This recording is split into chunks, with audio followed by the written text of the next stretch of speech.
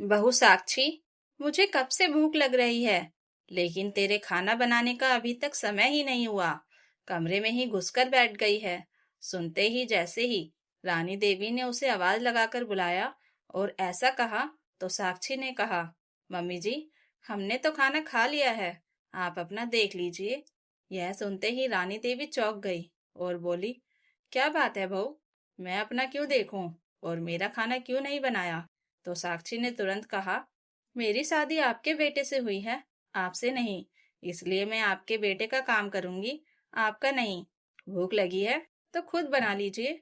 यह सुनकर रानी देवी फटी आंखों से उसे देखने लगी और बोली, रोज तो मेरा खाना बनता था और तू ही बनाती थी, आज क्या हो गया? इसके बाद जो साक्षी ने कहा, उसे सुनकर रानी देवी के होश उड़ गए। कहानी शुरू होती है जब शाम को साक्षी चाय बना रही थी और तभी उसकी ननद आयुषी अचानक घर आ गई, बिना बताए, जिससे साक्षी चौंक गई। रानी देवी ने आवाज लगाकर कहा, अरे बहू, आयुषी को भी चाय बना दे और कुछ खाने को भी ले आ। साक्षी चाय बना रही थी, लेकिन उसके कान बाहर थे, क्योंकि रानी देवी और आयुषी धीरे धीरे बात कर रही थी। और फिर आयुषी रोने लगी। रानी देवी उसे चुप कराते हुए बोली, तू फिक्र मत कर, हम हैं ना तेरे साथ। उनको ऐसा सबक सिखाएंगी कि उनकी 7 पीढ़ियां याद रखेंगी। साक्षी समझने की कोशिश कर रही थी कि क्या हुआ है। आयुषी आमतौर पर मायके आती जाती रहती थी, लेकिन हमेशा पहले फोन करती थी। आज उसने फोन नहीं किया था। साक्षी चाय और नाश्ता लेकर बाहर आई तो रानी देवी बोली, चल बेटा, खा ले। पता नहीं घर से खाकर आई भी है कि नहीं, चेहरे से लग रहा है टेंशन में है। साक्षी ने पूछा, क्या हुआ है दीदी को? तो रानी देवी ने डांटते हुए कहा, तुझे बड़ी जल्दी होती है हर बात जानने की। अभी मुझसे ही पूछेगी और फिर अपनी माँ को बताएगी, और तेरी माँ हमारे परिवार का मजाक उड़ाएंगी। यही करना चाहती है। साक्षी चुप हो गई। देर होती गई, लेकिन आयुषी वापस नहीं गई। शाम को आदित्य आया तो रानी देवी ने उसे बाहर ही बैठा दिया। आदित्य ने पूछा, आयुषी, तुझे घर छोड़ दूं? तभी रानी देवी बोली, उस घर में कदम रखने की जरूरत नहीं है। तू नहीं जानता यह किस हालत में आई है। इसके पास किराया भी नहीं था, पैदल आई है। आदित्य चौंक गया और बोला, क्या हुआ? आयुषी रोते हुए बोली, भैया, आज मेरी सास ने दोपहर का खाना मांगा। मैंने उन्हें रात के चावल और सब्जी गरम करके दे दी। पहले से रखा था तो नया क्यों बनाती? यह देखकर मेरी सास मुझसे झगड़ने लगी। आदित्य ने पूछा, क्या तूने भी वही खाया था? तभी पीछे से आवाज आई, मैं बताता हूँ इसने क्या खाया। पीछे उसके जीजा रवि खड़े थे। रानी देवी ने मुंह बनाया और आयुषु को कमरे में भेजना चाहा, मगर रवि ने कहा, कहाँ जा रही है? मेरी बातों का सामना करने की हिम्मत नहीं। आयुषी बैठ गई। आदित्य ने पूछा, जीजा जी, क्या हो गया? तो रवि बोला, यह मेरी माँ को रोज बासी खाना देती है और खुद मैगी, सैंडविच और पास्ता खाती है। मेरी माँ को यह पसंद नहीं, मगर ताजी रोटी नहीं। झूठ बोल रहे हैं, मैं ताजी रोटी बनाती हूँ। बस आज रात के चावल दे दिए थे। मुझे घर में इतना काम करवाते हैं कि नौकरानी बना दिया है। रानी देवी ने रवि को समझाते हुए कहा, अगर रात के चावल दे दिए तो क्या हुआ? मेरे घर में भी मेरी बहू मुझे बचे हुए दे देती है। फिर बोली, अगर मेरी बेटी को दुखी किया तो मैं उसे वापस नहीं भेजूंगी। आदित्य ने कहा, झगड़ा झगड़ा करना अच्छा नहीं, घर बिगड़ता है। रवि बोला, मुझे इसे घर ले जाने में परेशानी नहीं, लेने आया हूँ। आयु से जाना नहीं चाहती थी, लेकिन आदित्य ने समझाया तो वह चली गई। उनके जाने के बाद आदित्य ने कहा, साक्षी, खाना लगा दो। साक्षी ने रोटी बनाई और खाने के लिए रखा। जैसे ही रानी देवी ने प्लेट देखी, बोली, अरे बहू, यह सब्जी तो दिन की है, मैं बासी सब्जी नहीं खाती, मेरी प्लेट में क्यों रख दी? आदित्य ने हैरानी से देखा। साक्षी ने कहा, मम्मी जी, अभी तो आप जीजा जी को कह रही थी कि आप रखा हुआ खाना खा लेती हैं। रानी देवी गुस्से में बोली, अगर कह दिया तो क्या तू मुझे वही खिलाने लगेगी? कीर्ति की सास परेशान करती है, इसलिए कह दिया था। आदित्य ने कहा, मगर आप भी तो वही कर रही हैं जो दीदी की सास कर रही हैं। यह सुनकर रानी देवी भड़क गई। साक्षी ने कहा, अरे मम्मी जी से क्यों लसते हो, चैन से खाएं। आदित्य चुप हो गया। रानी देवी बोली, गुलामी तो बीवी की करता है, माँ के खिलाफ रहता है। बाद में साक्षी ने कहा, आदित्य, क्या दीदी का रोज रोज यही होता है?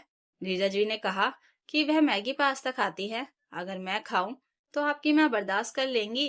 पहले ही नहीं पता क्या सिखाया है दीदी को। शादी से पहले भी मुझे परेशान करती थी। काम में रुचि नहीं, लेकिन पकवान चाहिए। अच्छा खाना है तो बनाना भी पड़ेगा, और ससुराल की जिम्मेदारी भी समझनी चाहिए। आदित्य ने कहा, तू ठीक कह रही है, मगर समझदारी दोनों को चाहिए। तभी रानी देवी दरवाजे पर आकर बोली, मेरी बेटी के पीछे पड़ी है, खुद को देख। मैं तुझे दूध याद दिलाती हूँ। मौका मिलते ही पति के आगे पीछे घूमती है, और मेरा बेटा कच्चे कान का है जो सिर्फ तेरी सुनता है। यह कहकर वह चली गई। अगले दिन जब साक्षी रसोई का काम करके कमरे में आई तो उसकी माँ का फोन आया और वह बात कर रही थी। तभी रानी देवी आ गई और चिल्लाकर बोली, देखो इसे, काम से फुर्सत मिली नहीं कि माँ को फोन लगा दिया। बहू घर का काम संभालने के लिए लाई थी, यह तो रिपोर्टर है, हर बात मायके में बताती है। साक्षी ने फोन काट दिया और कहा, मैं जैसी भी हूँ आपकी बेटी से अच्छी हूँ। जब मैं बात करती हूँ आप पीछे से बोलने लगती हैं। मेरी माँ सुन लेती है और मुझसे सवाल करती हैं, तो बताइए मैं क्या कहूँ। रानी देवी ने मुंह बनाकर कहा, कह देना कि मुझे तेरा मायके में बात करना पसंद नहीं। यह सुनकर साक्षी की आंखें फट गई। तो रानी देवी बोली, आंखें फाड़कर क्या देख रही है, मुझे पसंद नहीं है तो नहीं है। अगर तू अपनी माँ को बता देगी तो वह भी रोज रोज फोन नहीं करेंगी।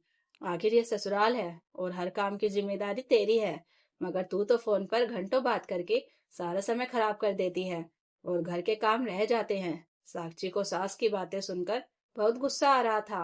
वह कुछ कहना चाहती थी, लेकिन तभी रानी देवी का फोन बजने लगा और वह तुरंत सोफे तक पहुंच गई। जैसे ही रानी देवी ने फोन उठाया और देखा कि आयुषी का फोन है, तो तुरंत रिसीव करके कान पर लगा लिया। साक्षी भी वहां जाकर बोली, आप क्यों हर वक्त अपनी बेटी से फोन पर चिपकी रहती है? मुझे तो लगता है वह भी मेरी तरह रिपोर्टर है, जो घर की हर न्यूज आपको देती है। फोन पर बात करते हुए ही रानी देवी ने उसे घूरकर देखा और वहां से जाने को कहा। तभी ऑफिस से अचानक आदित्य घर आ गया और उसने भी अपनी माँ की बातें सुन ली, जो वह आयुषी से कह रही थी। साक्षी ने पूछा, आदित्य तुम इतनी जल्दी क्यों आ गए? तो आदित्य ने कहा, अरे साक्षी, अभी अभी रवि जीजा का फोन आया था और उन्होंने मुझे माँ से बात करने को कहा, लेकिन आकर देखता हूँ तो माँ आयुषी से ही बात कर रही हैं। यह कहकर आदित्य दूर खड़ा होकर माँ की बातें सुनने लगा। रानी देवी ने आदित्य को देख लिया और फोन काट दिया। वह गुस्से में बोली, आदित्य, क्या मैं घर में बहू इसलिए लेकर आई हूँ कि वह मुझसे जुबान चलाए? कुछ दिन से देख रही हूँ कि बहू रोज मुझसे बहस करती है। बहू सास की सेवा करने के लिए होती है या उससे बहस करने के लिए? पहले तो इसकी माँ से बात करना बंद करवा। आज जैसे ही इसका काम खत्म हुआ, यह फोन पर अपनी माँ से बात करने बैठ गई और मैं खड़ी होकर इंतजार करती रही। इसकी माँ भी कम नहीं है, हर रोज फोन करके हमारे घर की सारी खबर लेती है। आदित्य ने कहा, लेकिन अभी आप भी तो अपनी बेटी से ऐसे ही बात कर रही थी, आप उससे बात करना कम क्यों नहीं कर देती? यह सुनकर रानी देवी चिढ़ गई और बोली, अरे वह मेरी बेटी है और अपने ससुराल में परेशान है, उसके लिए हम ही खड़े नहीं होंगे तो कौन होगा? इसको इस घर में क्या कमी है जो ये बात बात पर अपनी माँ को फोन करती रहती है? आजकल गरीब घर की लड़कियां चाहे कितना भी मिल जाए, मगर सब्र नहीं होता और सिर पर चढ़ने की कोशिश करती है। वह हमेशा की तरह ताने देने लगी। आदित्य अपनी माँ से बहस करने के बजाय कमरे में गया और साक्षी से बोला, चलो तैयार हो जाओ। जैसे ही दोनों कमरे से तैयार होकर बाहर निकले तो रानी देवी बोली, कहाँ चल दिए दोनों तोता मैना? आज अगर घर में जल्दी आ गया है तो क्या माँ के पास नहीं बैठ सकता? अब माँ ही बुरी लगने लगी है। पाल पोस कर इतना बड़ा किया, शादी कराकर बहू लाई, मगर मेरे तो करम ही फूट गए। अब तो घर में कोई पूछता भी नहीं। आदित्य ने गुस्से से कहा, मम्मी कुछ तो शर्म करिए। मैं जब भी साक्षी को लेकर कहीं जाता हूँ आप यही सब कहने लगती हैं।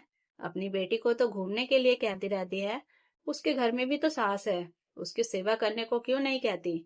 यह सुनकर रानी देवी बोली, जो चीज लायक होती है उसी को कहा जाता है, वह औरत सेवा के लायक नहीं है।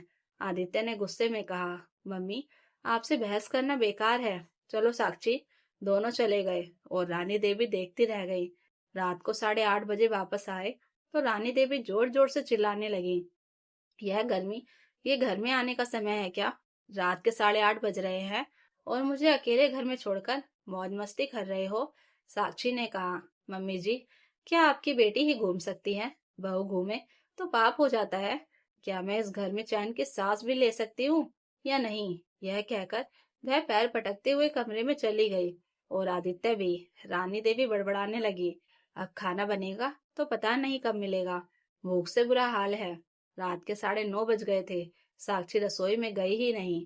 रानी देवी ने आदित्य को आवाज दी, लेकिन वह नहीं आया। फिर उसने साक्षी के कमरे का दरवाजा जोर जोर से बजाना शुरू कर दिया। अरे दोनों अंदर घुसे बैठे हो? इस बूढ़ी औरत से कोई मतलब है या नहीं? मैं कब से भूखी खड़ी हूँ और यह है कि खाना ही नहीं बना रही। जैसे ही रानी देवी ने ऐसा कहा, साक्षी ने कहा, मम्मी जी, हमने तो खाना खा लिया है, आप अपना देख लीजिए। यह सुनकर रानी देवी दंग रह गई। बोली, बहू मैं अपना क्यों देखूं और मेरा खाना क्यों नहीं बनाया? तो साक्षी ने कहा, मेरी शादी आपके बेटे से हुई है, आपसे नहीं, इसलिए मैं आपके बेटे का काम करूंगी, आपका नहीं। भूख लगी है तो खुद बना ले। यह सुनकर रानी देवी की आंखें फटी रह गईं। बोली, रोज तो मेरा खाना बनता था, आज क्या नाटक कर रही है? क्या मैं तुझे बहू इसलिए लाई थी? साक्षी धाड़कर बोली, मम्मी जी, बोल दिया ना कि मैं खाना नहीं बनाने वाली। मैंने अपने पति को खिला दिया, आपसे मेरा कोई मतलब नहीं। खाना चाहिए तो खुद बनाकर खाइए। यह सुनकर रानी देवी तमतमा गई और बोली, रुक जा, अभी आदित्य को बुलाती हूँ, वही तेरी खबर लेगा। आदित्य बाहर आया तो रानी देवी और भड़क गई। तेरी बीबी तमाशा कर रही है, रोज खाना बनाती है, आज क्यों नहीं बना रही? मैं भूखी खड़ी हूँ और इससे मेरे खाने से मतलब ही नहीं। आदित्य ने शांत होकर कहा, मम्मी, कुछ गलत तो नहीं बोल रही? शादी मुझसे की है, आपका खाना क्यों बनाएगी? क्या? रानी देवी चौंक गई। बोली, बहू का काम होता है सास की सेवा करना। आदित्य बोला, मतलब आप कहना चाहती हैं कि सास की सेवा बस बहू करेगी? और जब आपकी बेटी आयुषी रोज अपने ससुराल में खाना नहीं बनाती, बाहर से मंगवाती है, तब तो आपको बुरा नहीं लगता? तब आप उसे सिखा रही नहीं देती, बल्कि आप तो उससे कह रही थी कि तेरी शादी रवि से हुई है, बाकी सबकी जिम्मेदारी क्यों लेती है? यह सुनते ही रानी देवी के होश उड़ गए। आदित्य ने कहा, क्यों माँ, अब क्यों चुप हो? वही सीख अपनी बहू ने अपनाई तो गलत क्यों? आप तो शेफाली, मतलब साक्षी को तंग करने का एक भी मौका नहीं छोड़ती। फिर बहू को भी तो हक है वही करने का, और मैं उसे खुली छूट दे रहा हूँ। याद रखना, अगर आयुषी का घर बिगड़ा तो उसमें आपकी ही गलती होगी। यह सुनकर रानी देवी के पैरों तले जमीन खिसक गई। साक्षी ने भी कहा, आप अपनी बेटी को गलत सिखा रही थी, उसकी सास को गलत ठहरा रही थी, जबकि मेरी माँ ने मुझे हमेशा आपकी सेवा करना सिखाया है। और आज जो कुछ भी हुआ वह आदित्य के कहने पर किया। जिस दिन आपकी बेटी सब छोड़कर यहाँ आ जाएगी, तब आप पछताएंगी। यह कहकर साक्षी रसोई में अपनी सास के लिए खाना बनाने चली गई और आदित्य कमरे में। अब रानी देवी को समझ आ गया कि उन्होंने कितनी बड़ी गलती कर दी। अपनी बेटी के लिए अंधा प्रेम दिखाकर वह अपना ही घर बिगाड़ने पर तुली थी।